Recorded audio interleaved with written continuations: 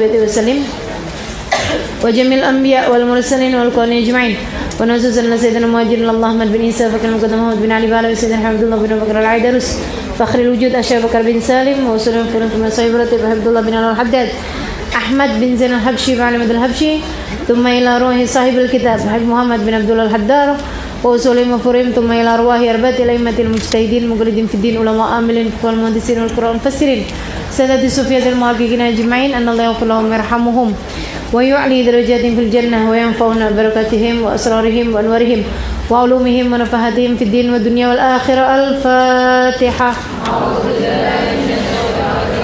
بسم الله.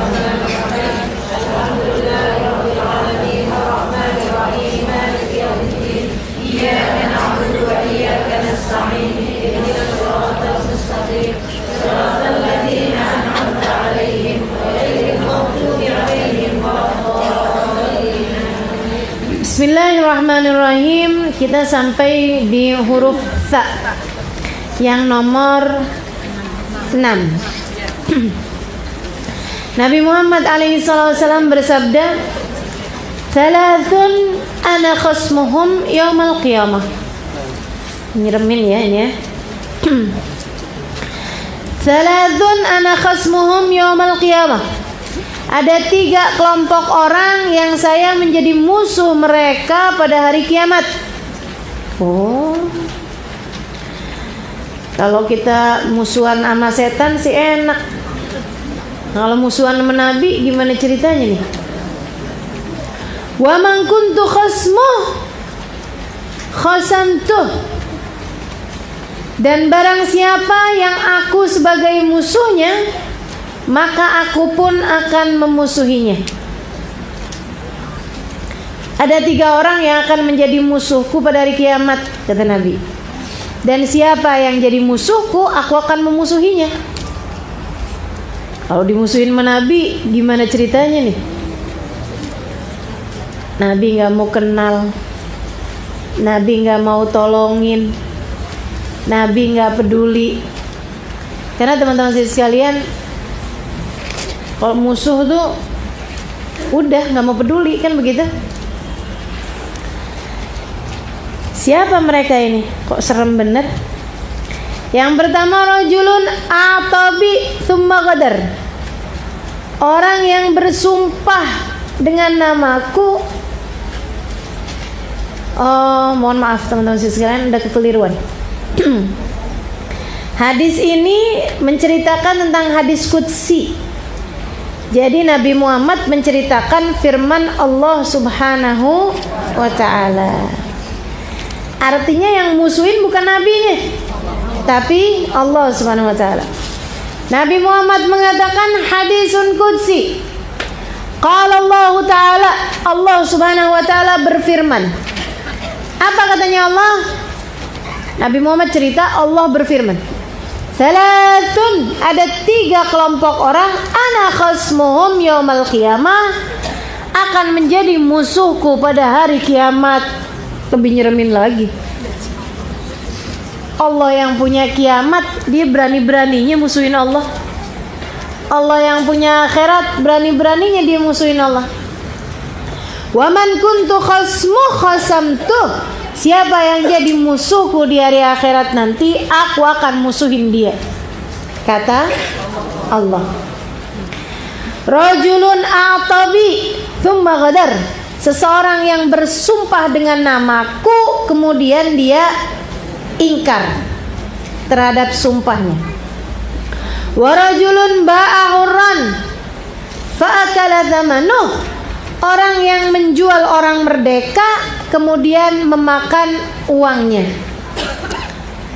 Wa rajulun istajara ajiran fastawfa minhu wa lam yuwaffih. Orang yang mempekerjakan buruh, dia sudah melaksanakan tugasnya dengan baik, akan tetapi orang tersebut tidak memberikan upahnya. Rawahu Ibnu Majah. Hadis ini diriwayatkan oleh Ibnu Majah. Sebelum kita bahas, biar berkah, kita baca bareng-bareng hadis ini. Bismillahirrahmanirrahim. Qala Rasulullah sallallahu alaihi wa alihi wasallam, thalathun ana khasmuhum yawmal qiyamah wa man kuntu khasamtuhu rajulun a'tabi thumma ghadar wa rajulun ba'a hurran fa'akala thamanah wa rajulun istajara ajiran fastawfa minhu wa lam yuwaffih. Rawahu Ibnu Majah. Gitu katanya Nabi Muhammad. Nabi cerita ada 3 kelompok orang bakalan dimusuhin sama Allah Subhanahu wa taala. Artinya nggak bakalan selamat. Kita jadi hamba aja belum tentu selamat, apalagi jadi musuh. Teman-teman sekalian, ini udah pasti celakanya nih di akhirat nanti nih. Allah musuhin dia nih, 3 kelompok orang ini. Siapa aja tuh Rasul? Yang pertama, orang yang sumpah pakai nama Allah. Orang yang bersumpah pakai nama Allah, tapi kemudian dia ingkar sumpah tersebut. Orang yang bersumpah berjanji pakai nama Allah, kemudian dia ingkarin. Sedikit sekalian, jangan gampang sumpah, apalagi pakai nama Allah. Sumpah aja nggak boleh, apalagi pakai nama Allah. La taj'alullah urbatan li aimanikum. Kata Allah, janganlah kalian jadikan namaku sebagai sumpah kalian.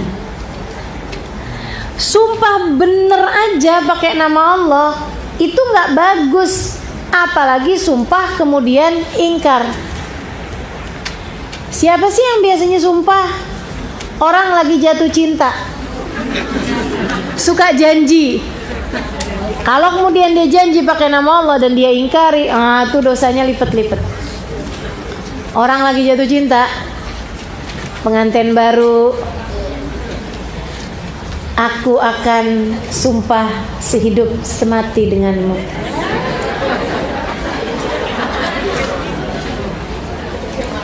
Nanti kamu kawin lagi, Bang. Saya bersumpah demi nama Allah. Bohong katanya. Pernah digituin, Bu?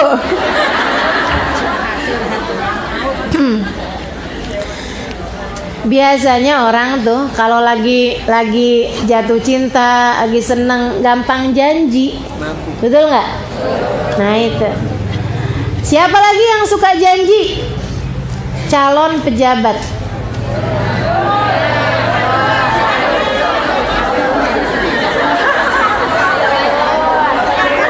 Ini kayak jadi rakyat terdolimi gitu.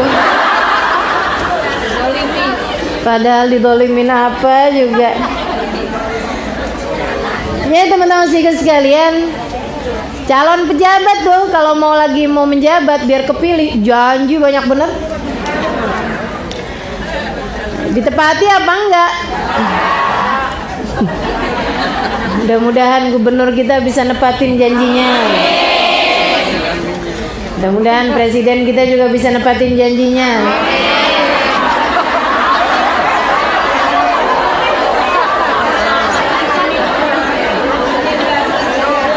Ngedoain mah doain aja, betul nggak? Doain. Ya udah kepilih mau gimana coba? Ya doain, betul nggak? Doain biar turun.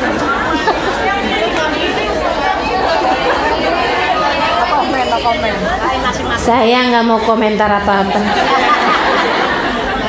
Sekarang suara saya banyak direkam. Rajulun a'tabi tsumma ghadar.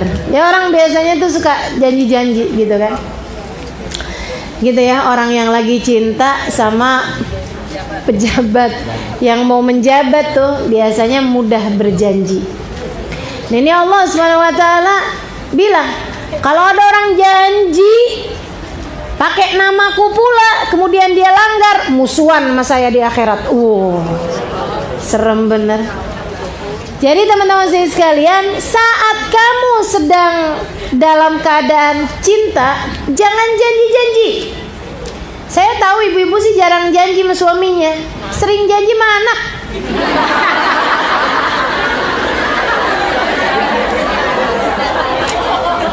Betul nggak? Pokoknya nak, kalau kamu nanti sekolah hasilnya bagus, nanti kamu mama beliin hadiah. Kan? Hadiahnya apa mah? HP baru. Teman-teman sekalian, banyak banget nih ibu-ibu gampang janji. Ntar mama ajakin kamu jalan-jalan keluar negeri.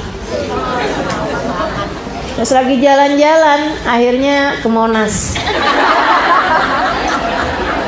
Boro-boro luar negeri itu mah cuma luar rumah. Ya Allah. Jadi teman-teman sekalian, jangan janji, apalagi pakai nama Allah. Urusannya gede banget nih. Jadi musuhnya Allah.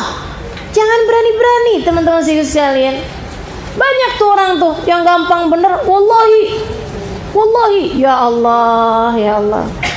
Nama Allah kamu pakai buat janji-janji. Sebenarnya ya teman-teman sekalian, nggak usah janji. Kalau kamu tipenya orang yang menjaga amanat, nggak pakai janji kamu akan jaga amanat, betul nggak? Dan kalau kamu bukan orang yang bisa jaga amanat, orang walaupun dengar kamu udah berjanji pakai nama Allah sampai berbusa sekalipun, orang tetap aja nggak percaya. Kan begitu? Makanya saya sekalian, jangan gampang janji. Jangan gampang janji. Udah aja, urusan kita juga nggak sebegitu pentingnya sampai kita perlu pakai janji. Anak kita walaupun kamu nggak janji juga, dia akan belajar dengan benar, asalkan dia tahu bahwa ini memang sesuatu yang penting. Nah, tugasmu membuat dia merasa bahwa itu sesuatu yang penting baginya sebagai orang tua, gitu. Jadi jangan janji. Imam Syafi'i mengatakan, ma halaftu billahi qat. Seumur hidup saya nggak pernah sumpah dengan nama Allah. Janji pakai nama Allah, sumpah pakai nama Allah, nggak pernah. Kenapa gitu Imam Syafi'i? Siapa saya sampai pakai nama Allah biar orang percaya sama saya? Siapa saya sampai harus pakai nama Allah biar orang mau pegang ucapan saya? Saya nggak sebegitunya penting sampai saya harus pakai nama Allah untuk urusan-urusan saya. Ma halaftu billahi qat, kata Imam Syafi'i. Nggak pernah saya sumpah pakai nama Allah seumur hidup. La kadiban wala sadiqa. Jangankan bohong, bener aja saya nggak mau pakai nama Allah. Kamu ngambil duit saya ya, kata suaminya. Enggak bang, demi Allah. Nah tuh, gampang amat pakai nama demi Allah. Saya rasa nggak usah pakai demi Allah. Kalau kamu selama ini emang nggak suka ngambil duit suami percaya. Tapi biar kata kamu dulu, demi Allah bang, sumpah demi Allah. Kalau kamu selama ini bangsa model yang suka lumayanan, bangsa yang model suka mudah-mudahan dia lupa. Gitu ya. Walaupun kamu sumpah pakai nama Allah, suami belum tentu percaya. Suami belum tentu percaya. Jadi teman-teman saya sekalian, untuk apa pakai nama Allah? Kita nggak pantas sebagai hamba sumpah, apalagi pakai nama Allah Subhanahu Wa Taala. Apalagi habis dengar hadis ini, kita musuhan kata Allah. Kamu pakai namaku untuk sumpah, kemudian kamu langgar, kita musuhan, fix kita musuhan, deal, musuhan di akhirat. Serem bener. Ya Allah, ya Allah, nggak lagi deh, jangan pernah lagi deh sumpah pakai nama Allah Subhanahu Wa Taala. Dan ibu-ibu, kalau ibu-ibu kayak begitu, jangan suka minta suaminya buat sumpah pakai nama Allah. Kamu teleponan tadi sama siapa sih bang? Sama teman, laki apa perempuan? Laki-laki, sumpah bang.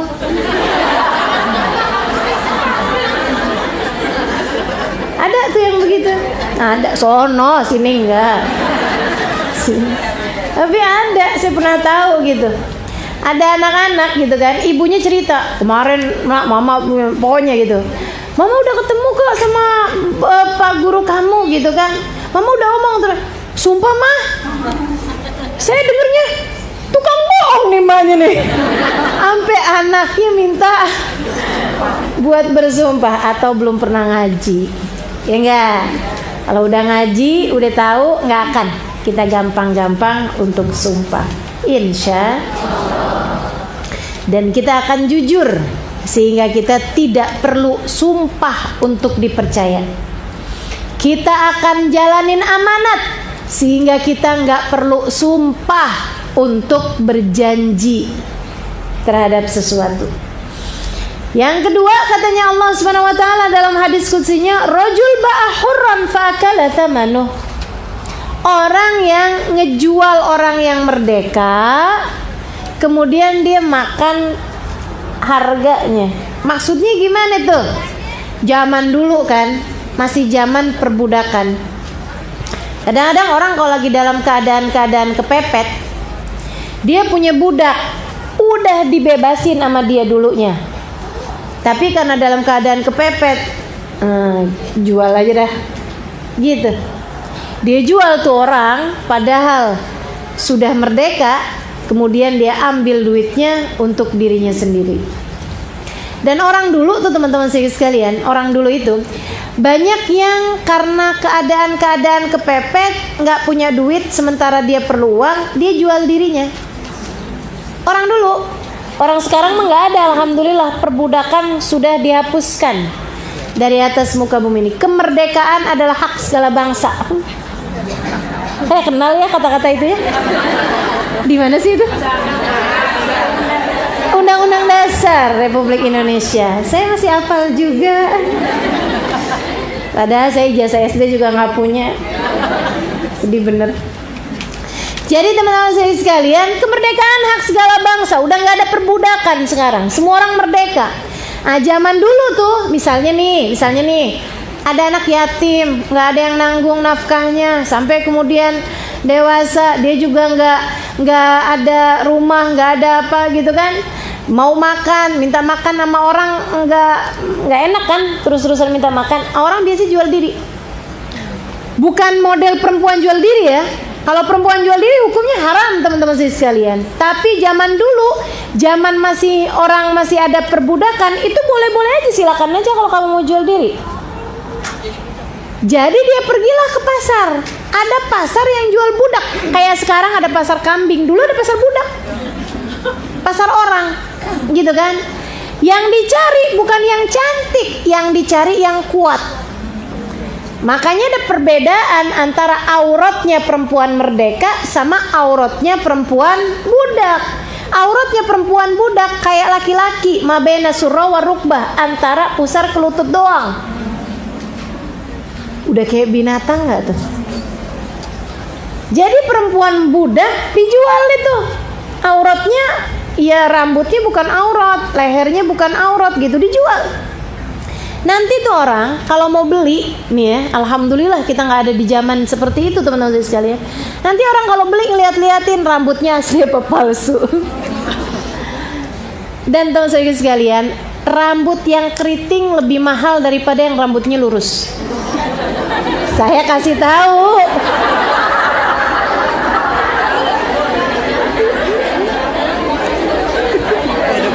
Ini pada ketawa kenapa nih? Beneran ini, saya baca dulu itu kayak gitu. Kan saya tukang baca nih. Baca sejarahnya tuh kayak gitu. Rambut keriting lebih mahal, kulit hitam lebih mahal daripada yang berkulit putih.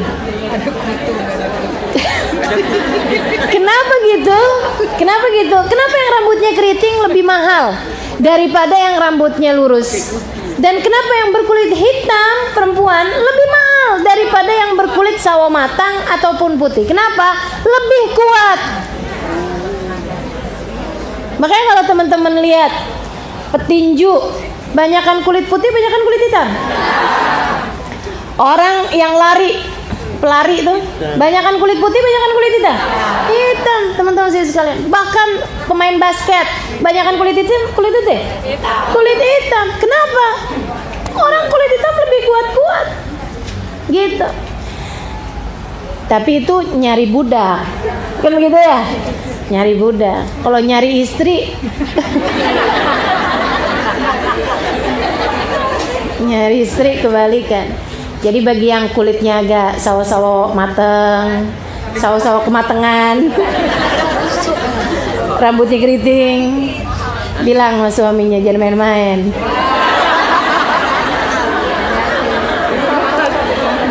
Saya lebih mahal nih. Cuman saya berada di waktu yang tidak tepat.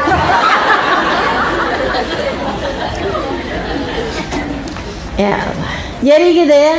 Nah orang dulu suka jual diri gitu. Kalau dia udah nggak punya duit, udah susah kehidupannya, pergi aja ke pasar dijual dirinya. Dia jual dirinya.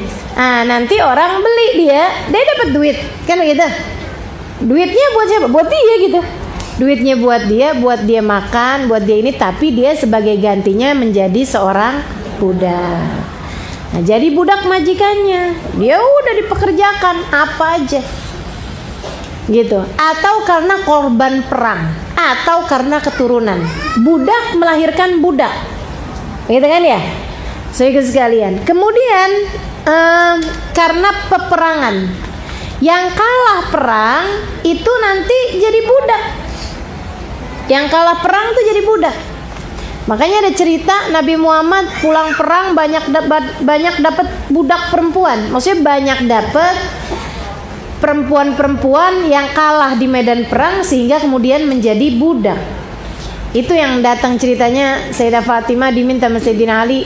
Saya nggak tega deh Fatimah ngelihat kamu kerja tuh sampai tangannya kasar, bikin roti kelelahan, semua urusan rumah tangga kamu kerjakan. Fatimah, saya tahu ayahmu baru aja banyak dapat budak-budak perempuan. Mintalah padanya seorang budak untuk membantu pekerjaanmu di rumah. Oke juga lah.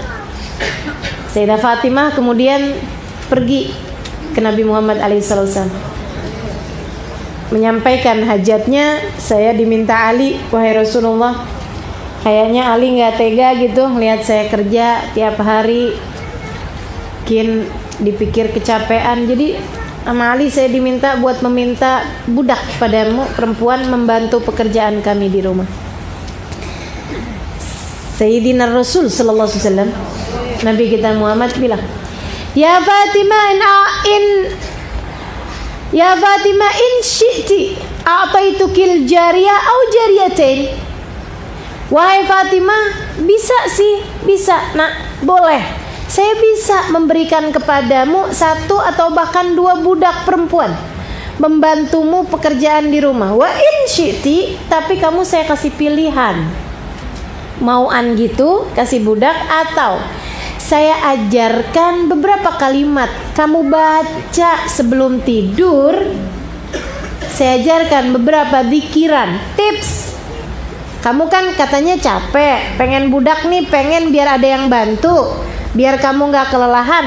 Saya kasih tahu nih, tapi kamu mesti milih, kasih budak atau ini. Apa nih?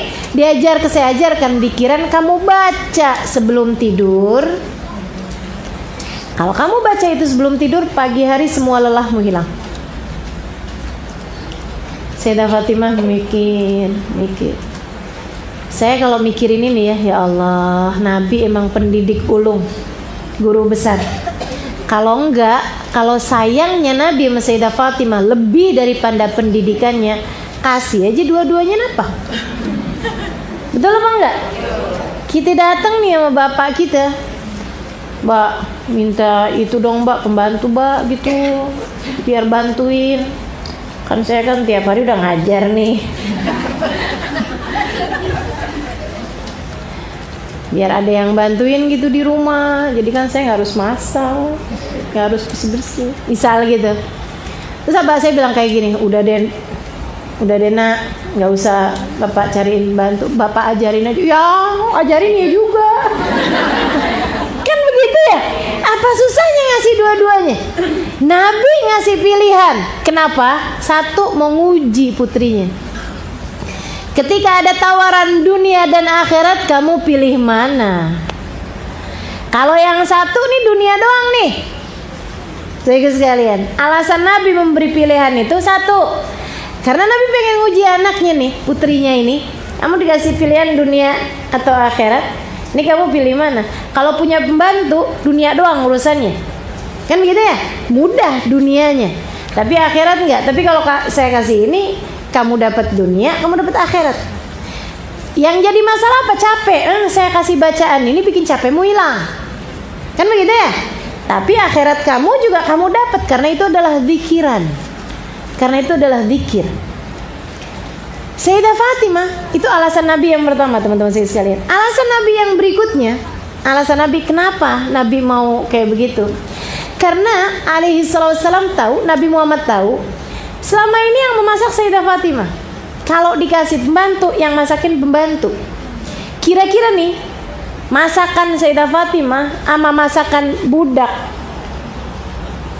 yang mana Sayyidah Fatimah kalau masak sambil baca zikir, sambil baca Quran. Kira-kira teman-teman sekalian, enggak usah pakai dikira-kira deh, kita udah tahu mana yang lebih berkah. Sayyidah Fatimah lah. Nabi sayang sama Sayyidah Fatimah, tapi lebih sayang lagi sama putri-putrinya Fatimah, putra-putrinya Fatimah. Nabi welas asih kepada keluarga tersebut.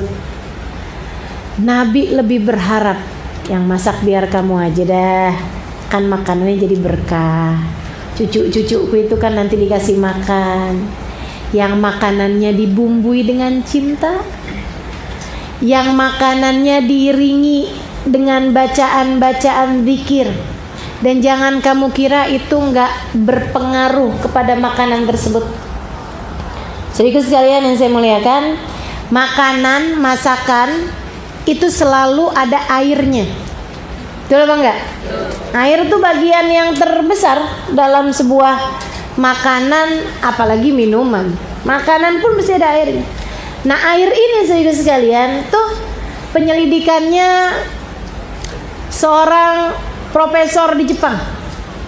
Dia bikin buku keajaiban air. Dia kasih tahu ternyata air tuh ada molekulnya, pakai mikroskop yang paling kecil tuh, sampai bisa kelihatan molekulnya air. Itu kalau kita ngomong di air tersebut, mohon maaf ya, kurang ajar loh, rusak airnya. Apalagi kalau kita sebut, mohon maaf, nama-nama binatang untuk mengumpat, gitu ya, wah airnya rusak. Kalau bisa dijawabin. Lo yang begitu. Saudaraku sekalian, nah kalau kita berkata sesuatu yang bagus, tuh airnya bisa berubah bagus banget bentuknya. Kristal-kristalnya indah sekali. Sampai dicobain sama dia, diselidikin, difoto. Kalau ada air dibilangin, terima kasih, bagus molekulnya. Kalau ada air dibilang, kamu cantik sekali, kamu baik, kamu hebat, kamu ini, kamu itu. Yang bagus-bagus, kalimat pujian, tuh molekulnya jadi bagus, teman-teman sekalian. Dan itu ketika molekulnya bagus tuh, ketika airnya tersebut bagus, kalau masuk ke dalam tubuh, ia akan berpengaruh kepada otak, karena isinya otak tuh air. Makanya namanya cairan otak. Makanya orang kalau lama suka nggak nerima tuh, dibilangin otaknya kental. Kalau yang cepet mikirnya, mereka bilang otaknya encer. Kan begitu tuh, otaknya encer. Kenapa? Karena memang otak tuh isinya cairan, saudara sekalian. Gitu. Orang kalau menyenangkan, orang bilangnya khafif dam, darahnya ringan. Orang Arab nih. Orang kalau yang modelnya bludrak, modelnya cepet marah, sumpekan, betean, apalagi tuh, ngambekan, mukanya manyun mulu, kagak ada senyum-senyumnya. Orang Arab bilang thaqilud dam, darahnya berat. Darahnya berat. Saudara sekalian, kenapa gitu? Karena mood orang, perasaan orang dipengaruhi sama cairan, yaitu darah. Cara berpikir orang dipengaruhi sama cairan berupa otak. Nah, ini tubuh manusia ini dipengaruhi sama cairan, saudara sekalian. Terbesarnya terdiri dari cairan. Karenanya orang kalau yang dimakan, yang diminum adalah cairan-cairan yang bagus. Cairan yang bagus bukan karena dia bervitamin atau apa, bukan. Akan tetapi karena kalimat-kalimat bagus masuk dalam perutnya, maka saudara sekalian akan berpengaruh kepada otaknya, akan berpengaruh kepada perasaannya. Makanya kalau kamu lihatin nih anak adem, ayem, baik sama orang lain ini itu, lihatin. Mungkin memang orang tuanya biasa ngomongnya yang bagus-bagus, sambilan masak, sambil zikir, sambilan ngomongin anaknya kalimat-kalimat yang baik. Anak hatinya adem, cairannya bagus dalam tubuhnya. Tapi kalau kita tiap kali ngelihat sama anak, apa loh? Tiap ketemu sama anak kayak sedang berada dalam sebuah adegan film horor. Sampai bikin anak-anak nonton film horor apa aja nggak ada yang ketakutan. Gue sih lebih serem sama mama gue. Ya Allah, ya Allah. Ini nih yang kayak beginian nih. Kamu sudah memasukkan hal-hal yang tidak baik dalam diri anak-anakmu, baik lewat makanan, lewat minuman, ataupun lewat laku keseharianmu bersama dengan mereka. Oke teman-teman sekalian, saya ingat banget zaman saya SD. Biar begini saya pernah SD loh. Bangga, ijazahnya padahal nggak diambil ya. Waktu saya SD itu, saya merasa dulu nggak terlalu perlu buat belajar karena alhamdulillah ilmu masuknya gampang. Jadi saya kata orang pinter waktu SD. Waktu SD tenang aja. Sekarang sih kita 11-12 dah. Sehingga sekalian, jadi itulah zaman saya SD tuh nggak usah terlalu belajar susah-susah gitu. Saya nggak terlalu perlu itu karena ilmu gampang aja gitu masuknya. Cepet aja hafalnya, apa-apaan gampang. Nggak pakai belajar kalau ujian, tapi hasilnya selalu di atas rata-rata teman-teman saya. Jadi nih ada teman saya ngomong kayak gini, kamu kok gitu sih? Bahasanya anak kecil gimana sih? Kamu kok gitu sih? Dia bilang, kok kamu nggak pernah belajar kayaknya, tapi kok hasilnya bagus aja. Apaan sih resepnya? Apa sih caranya? Saya bilang, karena saya setiap pagi selalu aja salam, sebah, cium tangan sama abah saya. Dan abah saya pasti akan pegang-pegang kepala saya sambil bilang, barakallahu fik, huf. Disembur sama abah saya. Jadi teman-teman saya sekalian, itu jawaban saya sama teman-teman saya zaman itu, zaman kecil. Saya kecil udah pinter ya? Atau waktu kecil pinter? Udah gede-gedean lemot. Saya sekalian, tuh waktu saya kecil tuh seperti itu. Abis udah gede, saya pikir-pikir gitu, kayaknya itu jawaban nggak salah juga. Karena ternyata otak kita ini terdiri dari cairan.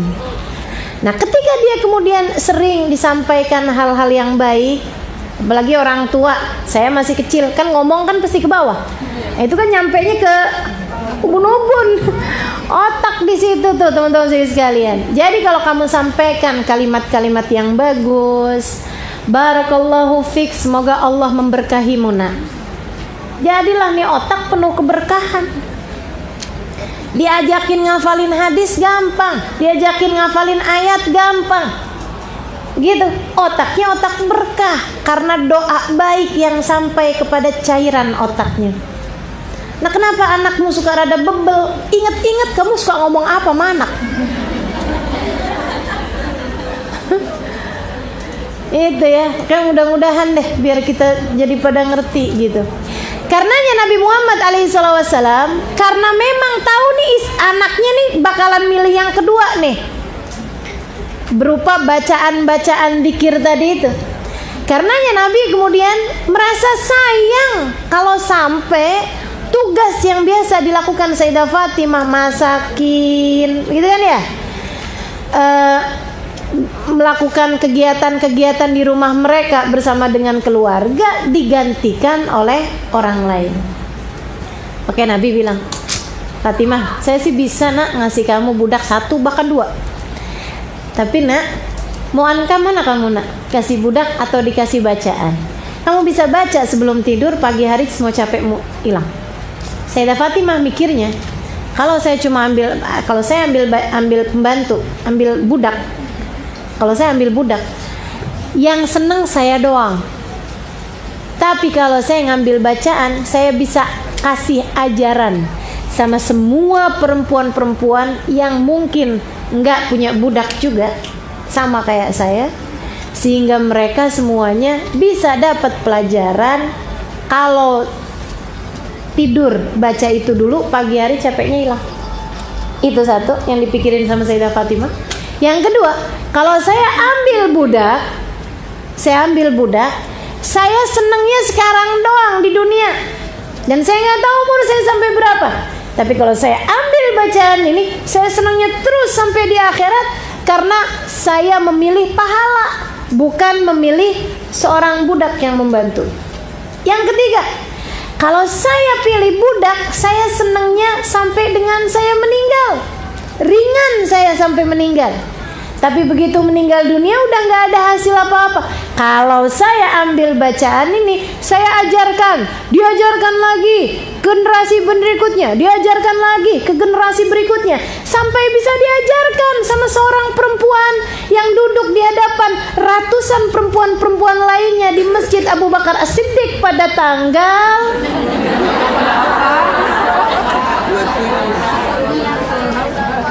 mereka mendengar, mereka mengamalkan, aku ikut serta dapat pahalanya, kata Sayyidah Fatimah Zahra. Kan begitu? Kalau saya mikirnya, ya Allah, alhamdulillah Sayyidah Fatimah ngambil bacaan itu. Salah satu cara kita buat nyambungin hati sama beliau. Seenggaknya setiap kali kita mau tidur, kita baca itu, rasa-rasanya, ya Allah, yang beliau baca saat hidupnya sama yang saya baca saat hidup saya juga. Mudah-mudahan pada bacaan yang sama kita bertemu di hari akhirat nanti, di tempat yang sama kita bertemu pula. Amin ya rabbal alamin. Kan begitu. Jadi alhamdulillah, semuanya udah pas. Nabinya udah tahu Sayyidah Fatimah bakal milih itu. Sayyidah Fatimahnya tahu dengan segala pertimbangan, beliau memilih itu. Dan alhamdulillah kita sebagai umat diuntungkan. Idan alimni iya ya Rasulullah, kata Sayyidah Fatimah. Kalau gitu wahai Rasul, apa tuh? Oh, adzan. Yang adzan nanti kesini? Enggak. Enggak ya. Perempuan nggak boleh adzan loh ya. Ntar jangan sampai ada yang bangun ya abis ini. Ada. Iya. Nabi kemudian, Sayyidah Fatimah kemudian memilih untuk diajarkan bacaan-bacaan tersebut. Nah, insya Allah itu pemberitahuan ya, bahwa waktu sholat udah masuk. Yang adzannya sih bisa kapan aja. Nah ini saya sekalian, jadi Sayyidah Fatimah lebih memilih untuk bacaan daripada budak, gitu ya. Kita bisa tahu dari cerita ini bahwa budak itu berarti macam-macam. Orang bisa jadi budak tuh macam-macam. Ada yang memang dia menjual dirinya sendiri sehingga dia jadi budak. Ada yang hasil karena perang dia jadi budak. Ada juga yang keturunan budak, dia akan menjadi budak. Nah kalau ada orang merdeka tapi kemudian dia dijual sama temennya sebagai budak dan dia ngambil duitnya, ini dia nih teman-teman sekalian, musuhnya Allah di akhirat nanti. Marhaban. Allahu Akbar, Allahu Akbar,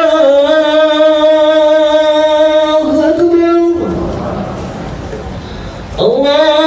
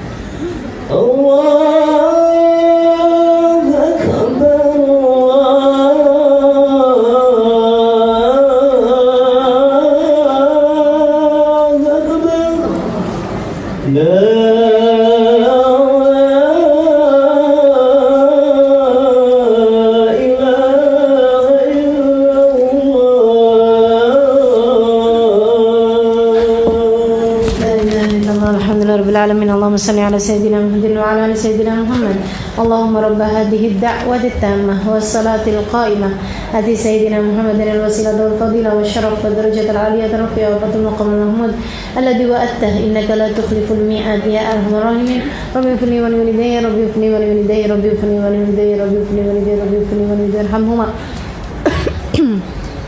كما ربياني صغيرا وصلى الله على سيدنا محمد وعلى آله وسلم والحمد لله رب العالمين. Nabi tadi bacaannya apaan tuh yang dipilih sama Sayyidah Fatimah? Boleh diingat-ingat nanti ya.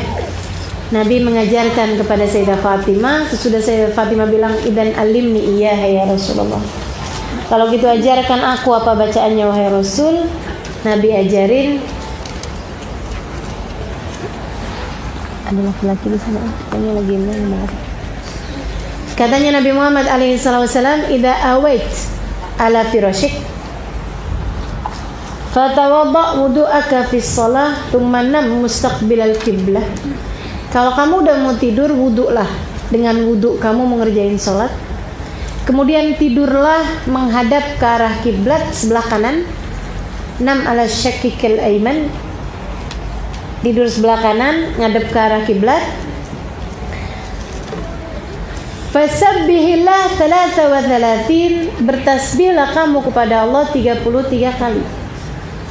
Subhanallah, subhanallah, subhanallah, subhanallah, subhanallah.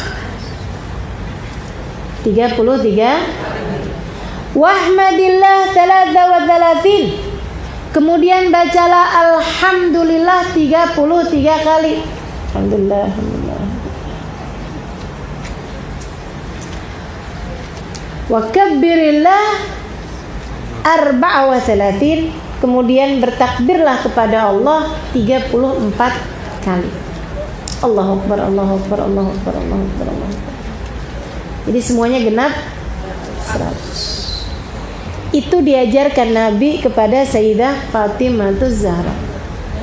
Dan sejak diajarin sampai wafatnya beliau tidak pernah meninggalkannya satu malam pun dari zikiran tersebut. Beliau mengajarkan kepada Sayyidina Ali. Sayyidina Ali bilang, sejak aku diajarkan oleh Sayyidah Fatimah hari itu sampai dengan sekarang, beliau menyampaikannya di usia tua beliau.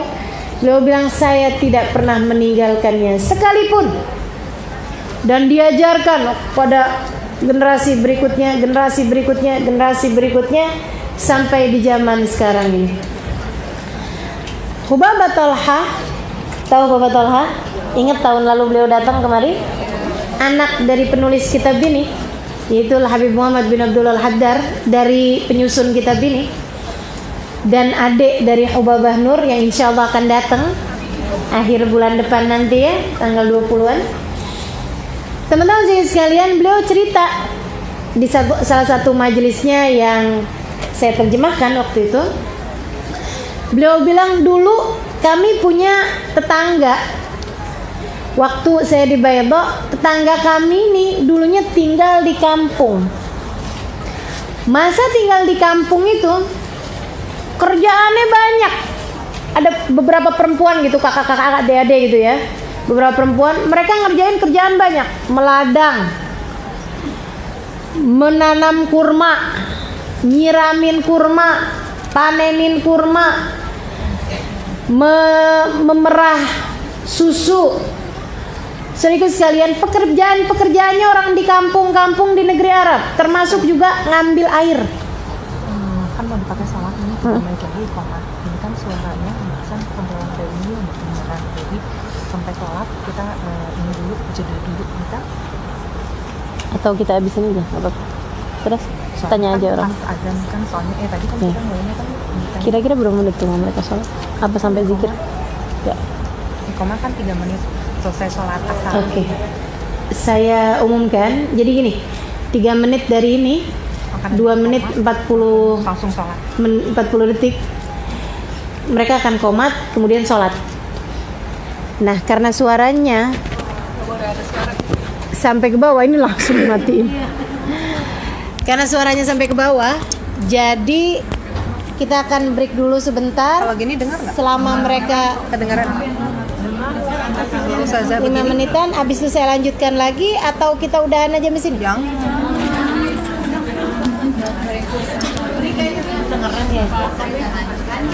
Lanjut aja yang di atas.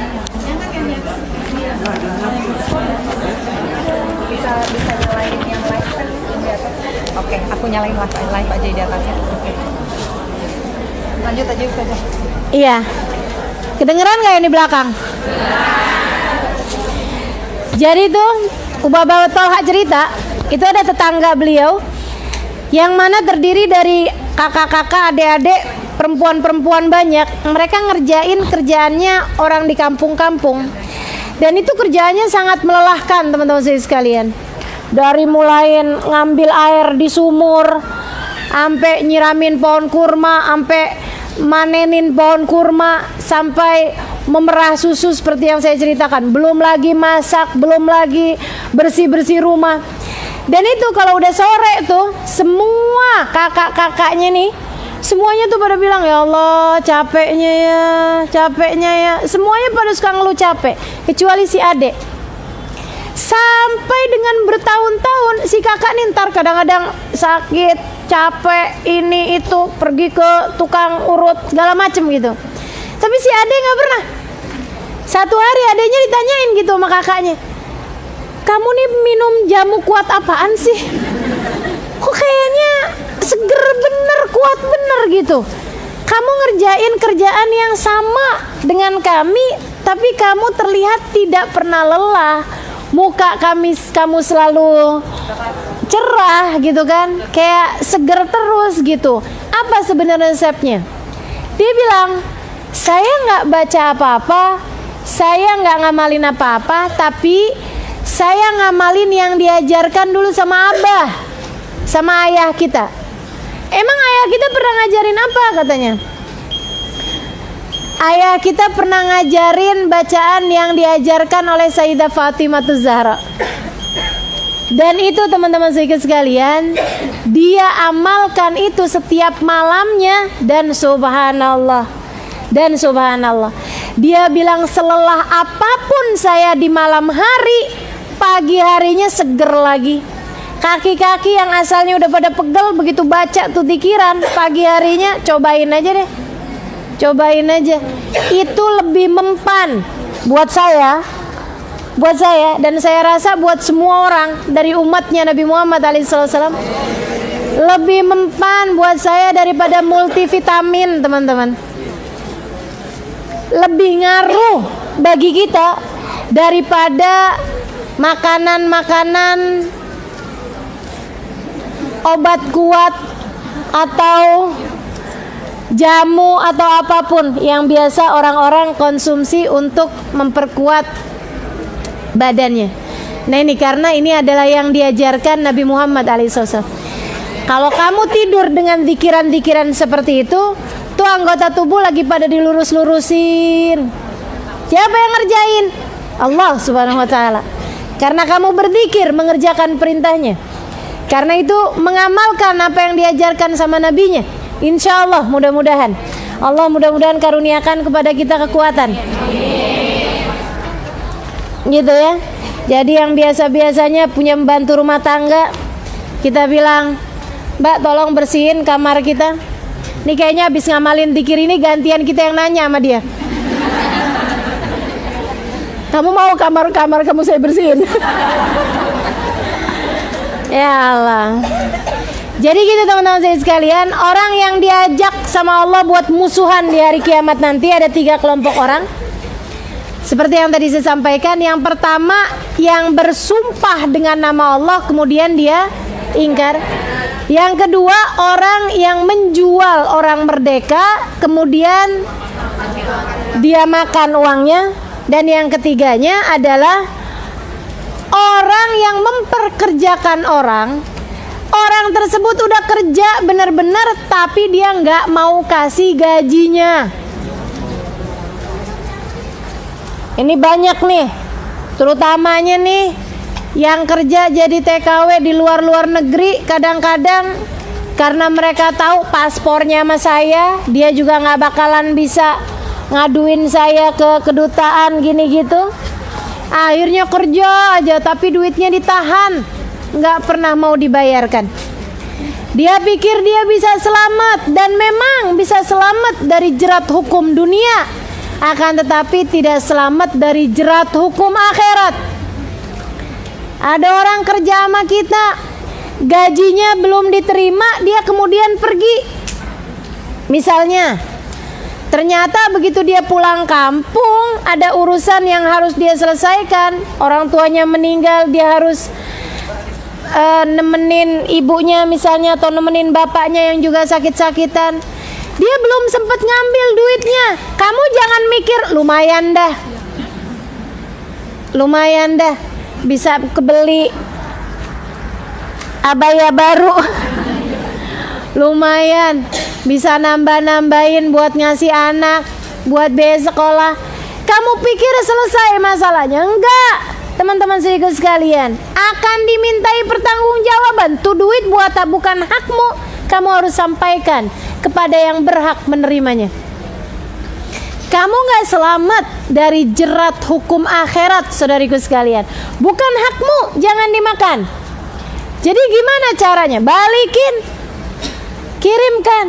Waduh, saya nggak tahu dia tinggalnya di mana. Ada nomor telepon?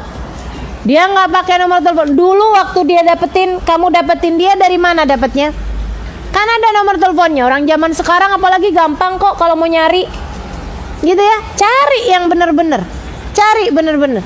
Kalau sampai nggak ketemu juga, ustazah, ini masalahnya dulu 30 tahun yang silam. Nah itu kan belum ada HP, belum apa ya nggak tahu sekarang tinggalnya di mana, apanya di mana. Nih gimana nih kalau kayak gini? Doa, minta sama Allah, ya Allah, jadikan saya bisa membayar hak orang tersebut kepada saya. Jadikan saya bisa bayarnya ya Allah. Ini kemana saya mesti bayarin? Dan jangan dirupiahkan sesuai dengan rupiah zaman tersebut. Nggak ada nilainya. Orang zaman dulu kerja sebulan 35.000. Kan begitu? Jangan dihitung kayak begitu. Dia gajiannya itu 2 bulan, berarti 70.000. Kita kemudian kasih uang 70.000 sama dia. Nggak gitu teman-teman, nggak gitu. Dirupiahkan dengan harga beras zaman tersebut. Itu paling gampang. Itu 35.000 kebeli beras berapa liter? Zaman itu misalnya 1 liter 200 perak. Iya kan ya? Zaman 30 tahun yang silam, teman-teman sekalian, bisa jadi harganya segitu, 200 perak harga beras.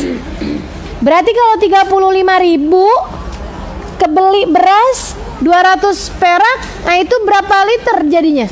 Berapa kilo jadinya misalnya gitu kan? Nah, kamu kalikan 2 bulan nilai uang sekarang. Sekarang beras 1 kilo berapa? 12.000, 13.000. Nah tuh hitung tuh. Senilai segitu. Misalnya, wah jadi banyak nih ustazah, jadi 5 juta. Ya itu emang segitu, 5 juta. Kamu simpan, teman-teman sekalian. Kalau ketemu orangnya, sambilan cari, ketemu orangnya kasihin.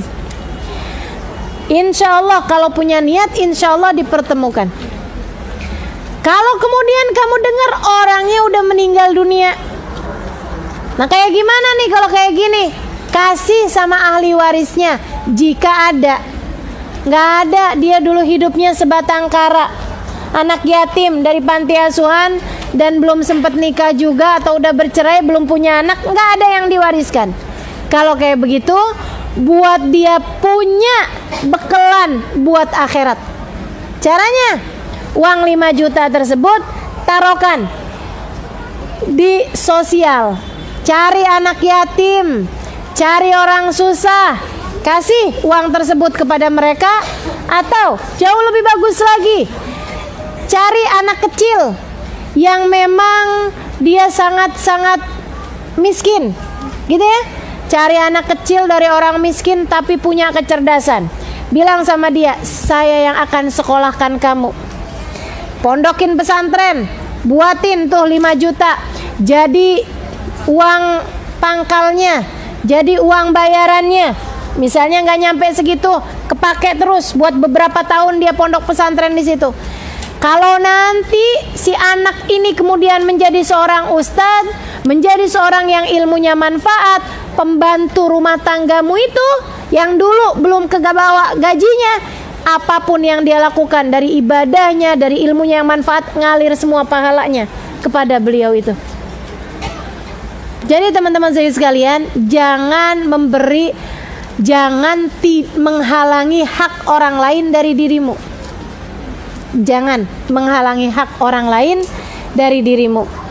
Dia nggak bisa nuntut ini, dia nggak bisa nuntut di dunia. Tapi tuntutan dari Allah di akhirat nggak ada siapapun yang bisa menghindar. Dan Allah nuntutnya kepada orang yang nggak mau bayar gaji ajirnya, gaji buruhnya, nggak tanggung-tanggung. Kita musuhan ya, kata Allah Subhanahu Wa Taala.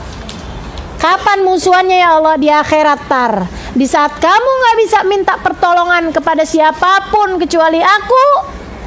Di saat kamu nggak bisa berbuat apa-apa dari kebaikan kecuali dengan izinku, pada saat itulah kita akan bermusuhan, kata Allah Subhanahu Wa Taala. Serem bener. Makanya hati-hati teman-teman sekalian. Ajir kasih. Ajir, jangan sampai kamu tahan-tahan gajinya. Ya. Kalau kamu punya perusahaan, apalagi punya usaha apa aja, ada orang bekerja kepadamu, ada usaha apa aja, kamu mempekerjakan orang, termasuk bahkan nggak punya pekerjaan, tapi ada pembantu rumah tangga kerja kepadamu, Nabi Muhammad bilang berikan upahnya sebelum kering keringatnya. Maksudnya jangan pernah tunda.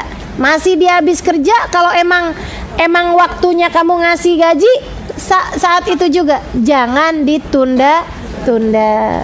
Saudara sekalian, karena yang kerja kebanyakan orang susah. Yang jadi buruh tuh kebanyakan orang susah. Orang susah itu loh, buat menghidupi diri mereka sendiri susah, boro-boro buat nuntut. Betul nggak? Pakai bayar pengacara segala macam, dari mana duitnya? Orang-orang yang nggak bisa bayar pembela buat mereka, nggak bisa mencari pembela buat mereka di dunia, mereka akan langsung dibela oleh pemilik manusia, yaitu Allah Subhanahu wa Ta'ala. Hadisun rawahu Ibnu Majah.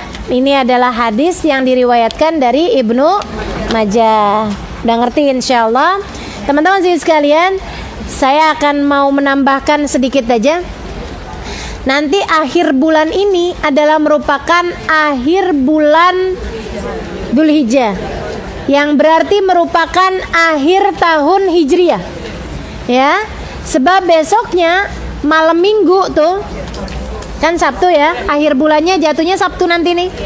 Malam Minggu kamu sudah akan memasuki tahun baru Hijriah, 1 Muharram 1441. Jadi itu sebenarnya tanggal cantik buat kawin.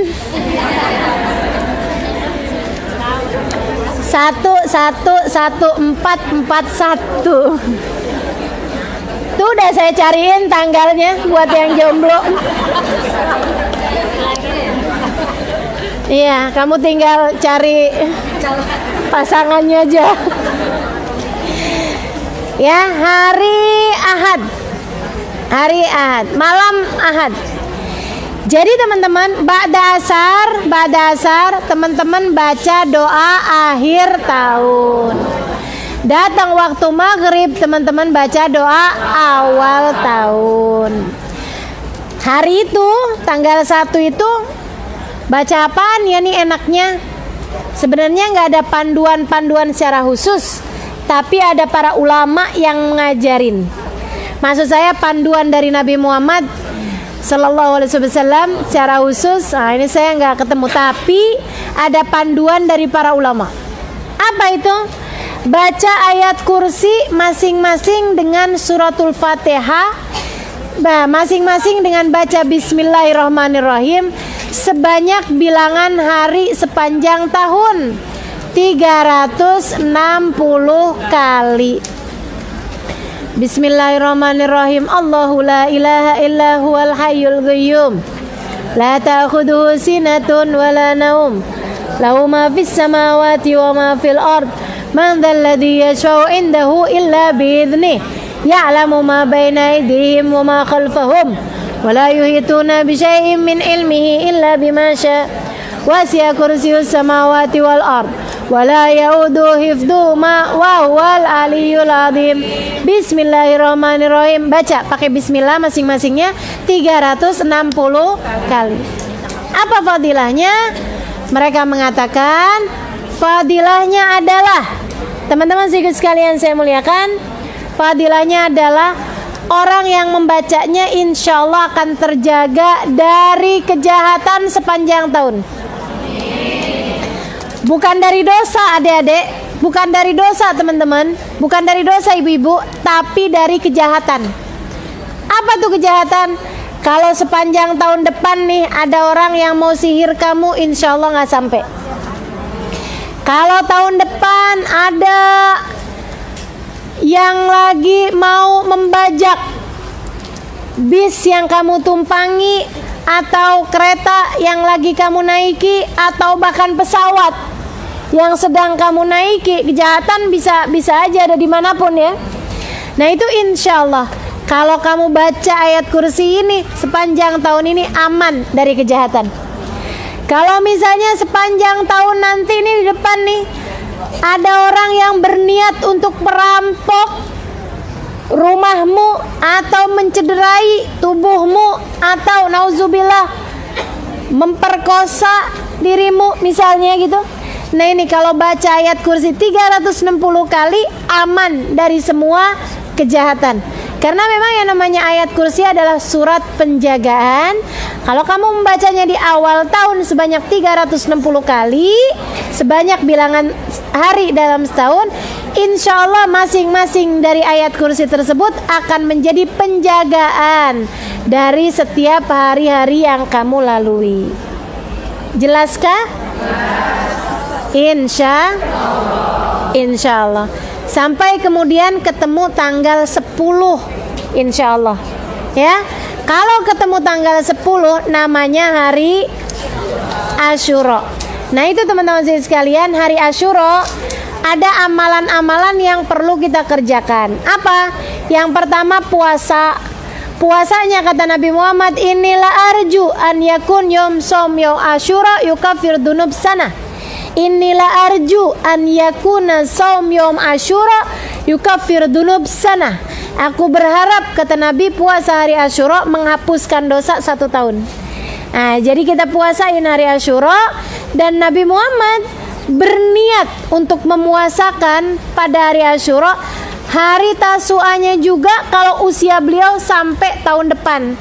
Tapi itu adalah niat Nabi di tahun terakhir kehidupan beliau, sehingga Nabi memang nggak sempat puasa Tasu'a, tapi Nabi niat kalau umur saya sampai tahun depan saya bakalan puasa selain tanggal 10, tanggal 9-nya juga.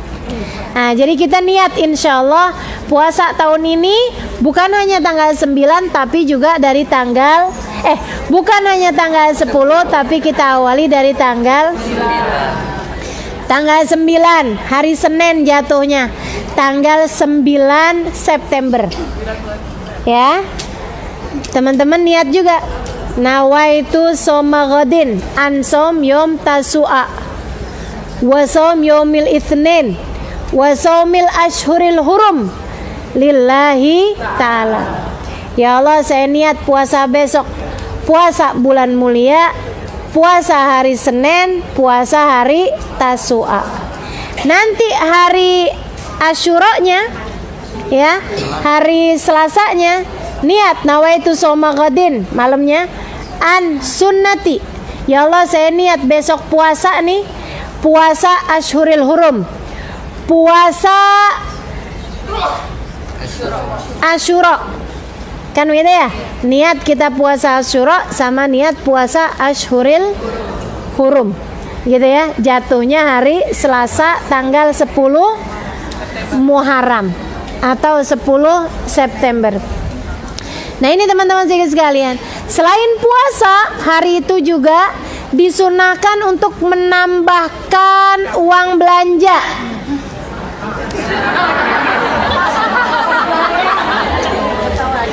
Uang belanja.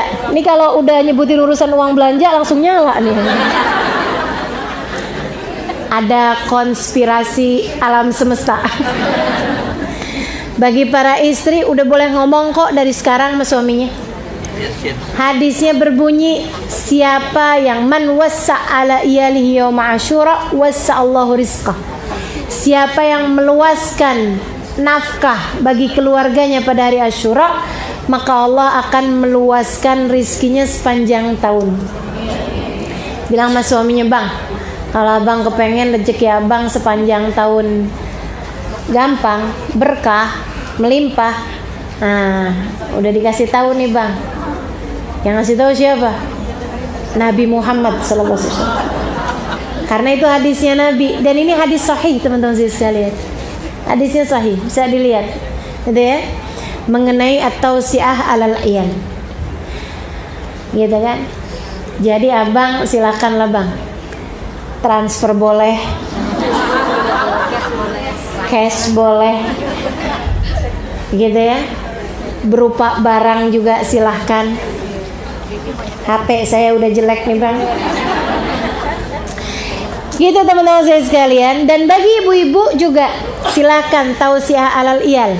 Kalau kamu kepengen rezekimu gampang sepanjang tahun, anak-anakmu tuh kasih lebihan pada hari itu, gitu kan ya, insya Allah.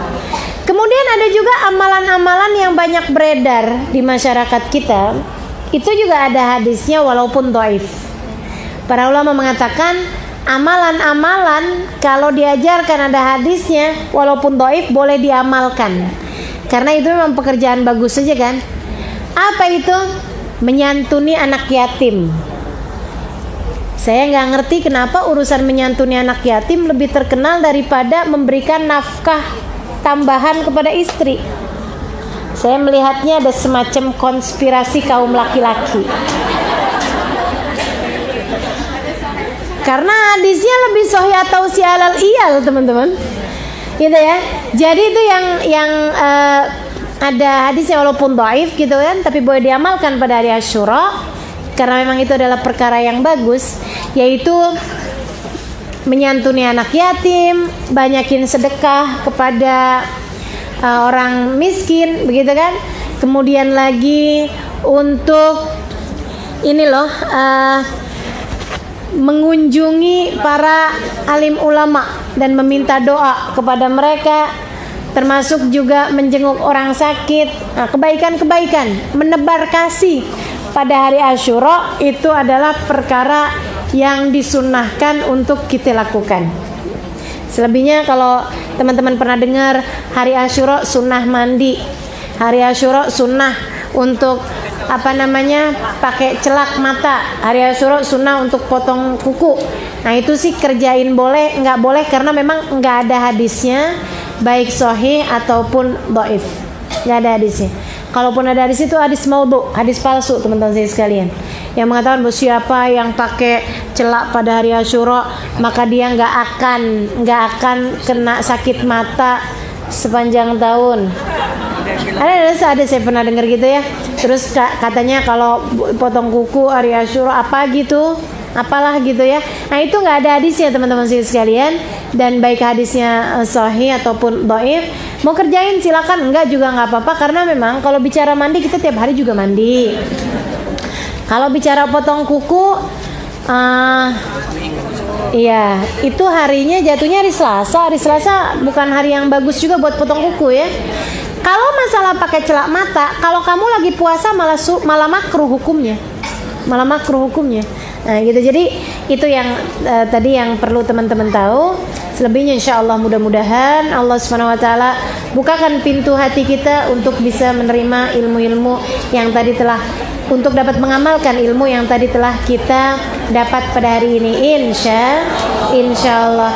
Cukup sekalian, terakhir saya mau minta maaf, kayaknya bulan depan nih saya nggak bisa ngisi di kajian sini, disebabkan karena insya Allah mudah-mudahan gak ada halangan apa-apa. Kita berharap dan kita mendoakan Habib Umar bin Hafid akan datang di tanggal-tanggal tersebut, dan insya Allah bersama dengan istri beliau Hubabah Nur, guru kita bersama. Jadi insya Allah pada tanggal-tanggal yang sama dengan hari ini, nah itu saya tidak akan dapat memberikan kajian sepertinya gitu ya pada tempat ini, tapi kita akan bisa menghadiri kajian Hubabah Nur di tempat-tempat yang lain meskipun tidak pada hari tersebut, pokoknya di hari-hari itu gitu ya. Waktunya sendiri, untuk tanggalnya, untuk undangannya, tempatnya di mana dan lain sebagainya masih sedang dalam proses untuk disusun dengan lebih baik insya Allah oleh kami para murid-murid beliau yang ada di sini. Jadi insya Allah teman-teman boleh pantengin akun Instagram saya, untuk juga Facebook saya, untuk cari tahu jadwal detailnya Hubabah Nur. Dan juga kalau untuk Habib Umar bin Hafid kita udah tahu ya, hari Minggu haul tanggal 22, malam 23 malam Selasa kita akan berada di Monas bersama-sama dengan beliau insya Allah untuk tablik akbar beliau. Nah selebihnya untuk jadwalnya Hubabah Nur nanti teman-teman bisa sekali lagi lihat akun Instagram saya. Buat ibu-ibu yang nggak punya akun Instagram bisa lihat di Instagram anaknya, atau bisa minta tolong bukain dong atau sama teman-temannya atau jamaah pengajiannya untuk cari tahu lebih lanjut mengenai kajian-kajian dari jadwal kajian Hubabah Nur yang akan kita jelang nanti ya. Taqabbalallahu minna wa minkum taqabbal ya karim. Terima kasih atas segala perhatiannya. Kurang lebihnya mohon maaf. Billahi taufiq wal hidayah. Wal afu minkum. Assalamualaikum warahmatullahi wabarakatuh. لا إله إلا الله الله زاد الغفار